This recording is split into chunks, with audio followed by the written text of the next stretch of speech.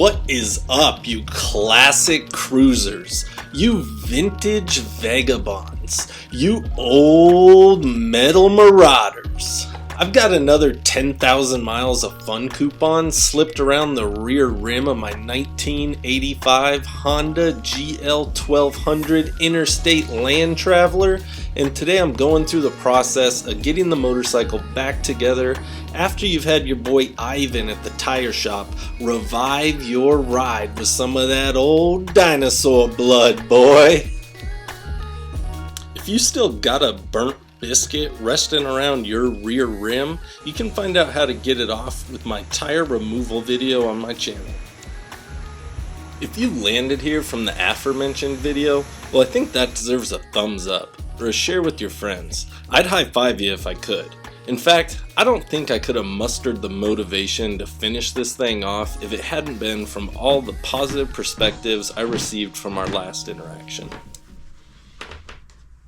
So for the rear installation, first things first, and that's a little cleanup around all the parts that touch each other. The goal is to get off all that grimy grease and replace it with some of that fresh new stuff. My neighbor only had two options available, and that's waterproof Bell Ray, which I actually use on my dirt bike, and liquid moly. I went with the one that sounded like a good time.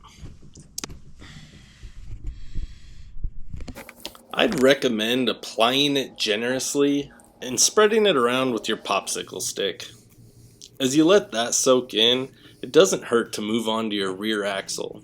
I wipe mine down good and take a nice look at the wear marks, thinking of how many times to the moon and back 65,000 miles would have gotten me, and how many times around that wheel spun. Next, I move on to wiping down the iconic, reliable, and nearly maintenance-free shaft drive. Nothing of particular note here, but it doesn't hurt to give all the pieces a once-over with an old sock to clear out the old grease and prepare it for some new liquid moly.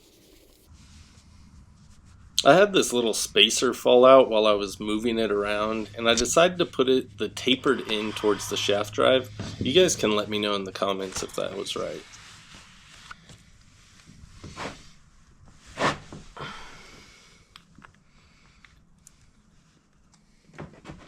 For kicks and giggles, I decided to test the ratio of the drive unit, and it came out to be right around 3.1 to 1. Not that it compares to a V8 pickup truck, but just for reference, the rear differential on most trucks would be between 3.5 to 4 to 1. In fact, if the concept of the rear drive unit doesn't quite sit with you, just try to imagine it as half of a rear differential on a pickup truck. And a bit more simple because it doesn't have to account for the whole one wheel moving faster than the other one around a corner thing. Even though I've never made it inside of one of these things, I'd imagine its function isn't much different from this old angle grinder I've got lying around, which takes circular motion in one direction coming from the engine and converts it 90 degrees to apply it to forward motion of the tire.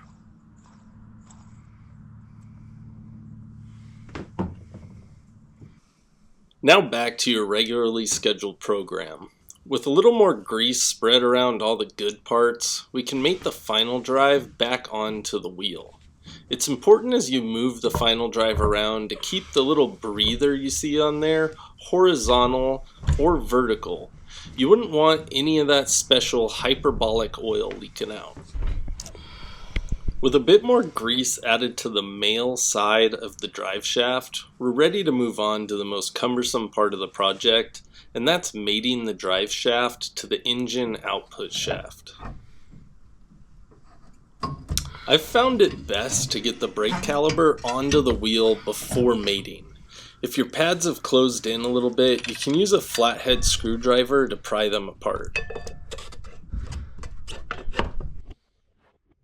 Now the drive shaft will need to be landed into the output shaft located inside this little rubber boot.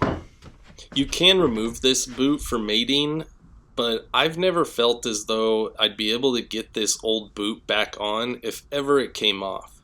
So I just take the extra time to land the shaft into the output shaft of the engine with the boot on.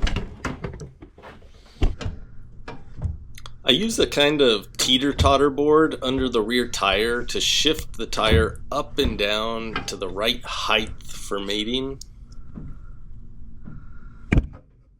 It is possible to get the final drive bolted up without the shaft being properly seated. This happened to me my first time, and I had to take it all apart when first gear only gave me strange noises and no forward motion. So make sure to feel around the boot, and once properly mated, spin the tire to ensure nothing funky is happening.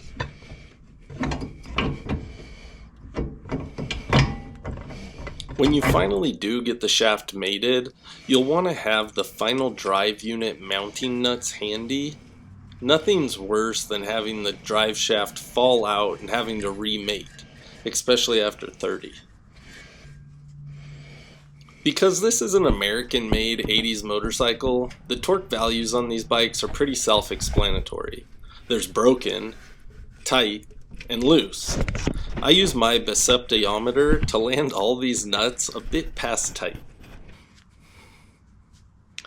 The two flanges that came off of the axle should both have the larger flange mounted against the brake caliper.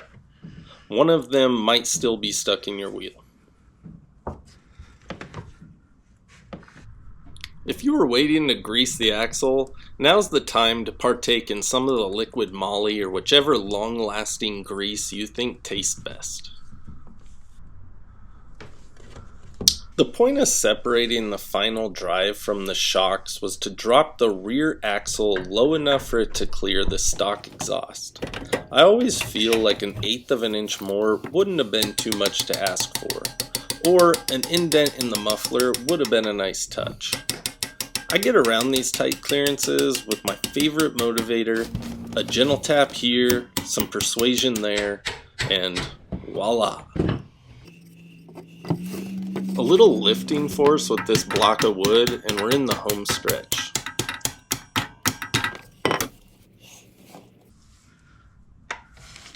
After sending the axle home, I wipe off the excess grease from the threads and position the axle a little more to the left of the bike than I would like its ultimate resting place to be. At this point, I tighten down the pinch bolt to spec, as tight as I can. After my biceptometer is maxed out on the pinch bolt, I move on to tightening down the axle bolt. Because I can create a lot of force on this large bolt, I can actually pull the axle from its more left position I tighten the pinch bolt down at and pull it through the pinch bolt to center. After that, I give a couple more oogas on the pinch bolt. It's time again for my leverage machine to land the final drive unit into the bottom shock mounts. With some wiggle here and a tap there and some assistance from a block of wood again, you should be able to line up the mounting bolt with the shock, which screws into the brake caliper mount on the left side of the bike.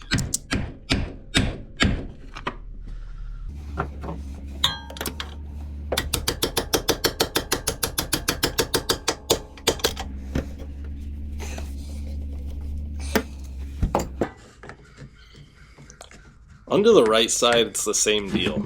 If you get overwhelmed, take a break, start again, don't forget to breathe.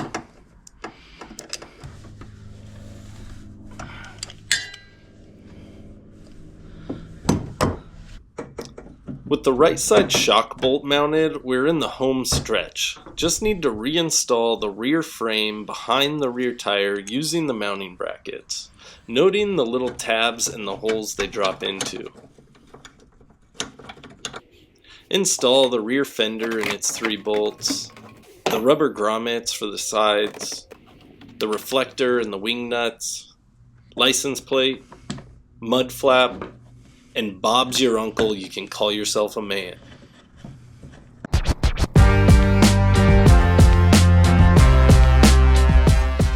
I really enjoy the comments you guys have been leaving. These videos take a lot of time and effort to put together, so when I know I've been able to help someone out, it really motivates me to keep recording and producing new videos I hope will at the very least entertain the old Goldwing community. I can't tell you how much I appreciate seeing my effort validated, and the best way to do that is through a thumbs up or subscription. I got a long ride coming up this next week. I'll be heading from Spokane, Washington to Lake Tahoe over a 4-day trip with 12 other dudes. If you want my perspective on group rides, make sure to subscribe and I'll catch you on the next trip round.